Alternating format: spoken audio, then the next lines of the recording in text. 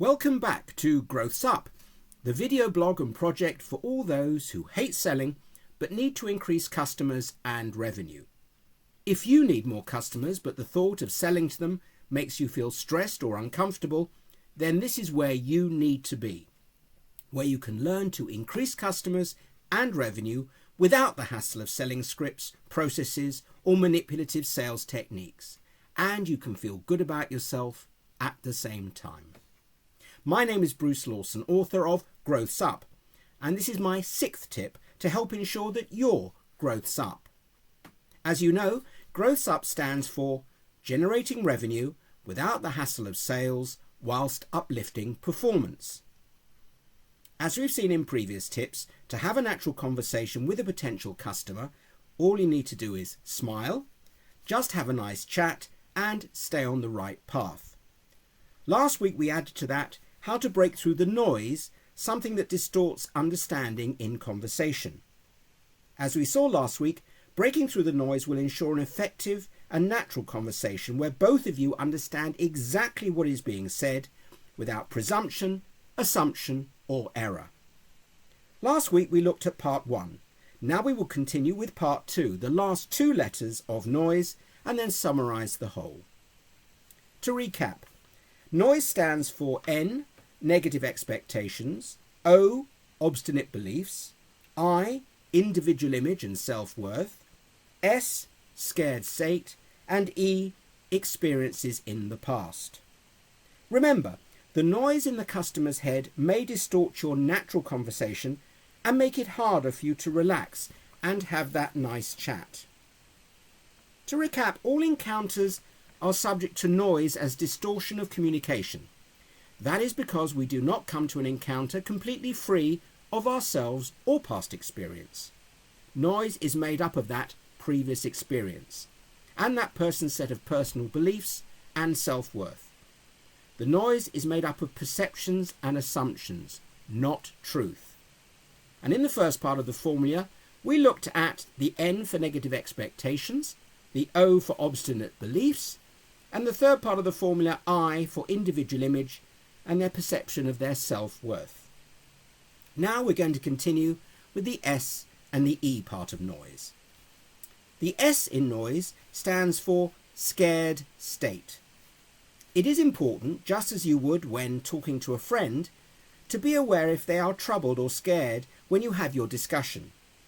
If they are not in a good place psychologically, then it will be harder to have a natural conversation and discuss all the positive outcomes and choices that you've made available to them. People in a negative state find it extremely hard to focus on positive messages. Stressed customers may be preoccupied by personal concerns and not as receptive to the message as if they were relaxed. Customers who are angry about something external before you even have your discussion will have their noise turned up high, a psychological barrier to communication which might cause them to misinterpret what you're saying. So what is the approach for this kind of situation? Well, spend time at the beginning of the conversation being sympathetic and, if congruent, finding out if you can help. Don't dwell on the negative, yet acknowledge their pain or anger. Then, gently, take them down a more positive path, talking about relaxed, non-contentious subjects that will help you and them. Focus on a positive emotional and mental environment.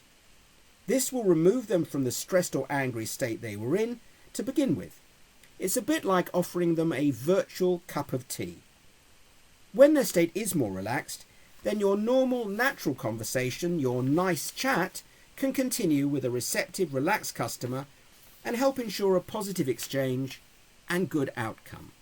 That's the S. Finally, in noise, we have the E, which stands for experiences in the past.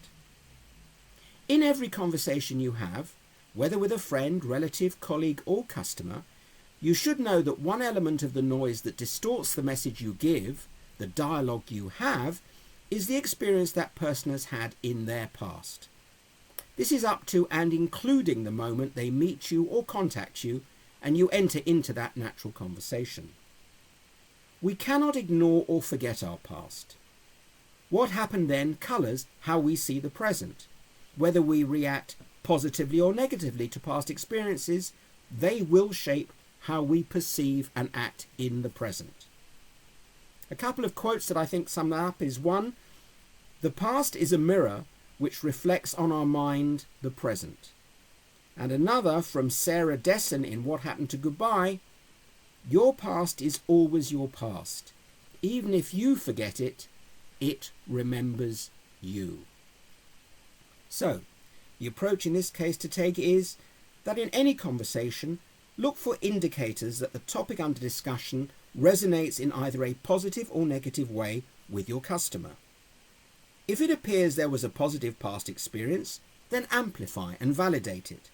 If a negative one, isolate it and exclude it and move on into a positive environment. So, dealing with noise is not as complex or as daunting as it may first seem. All you need is to be sensitive and aware, just as you would be when talking to a friend in a relaxed way. Recognise that there are factors that will affect how the customer hears you. Once you are sensitive to the existence of noise and conduct your relaxed conversation, tuned into your customer while being focused on them in the present and in the now, you will be sensitive to and pick up all the necessary clues, and with practice, automatically adjust your natural speech rhythms and conversation to relax, reassure and engage with your customer. This will give you even more chance to a natural exchange and a positive revenue enhancing transaction, and give the customer a much better positive experience to remember and to tell others about.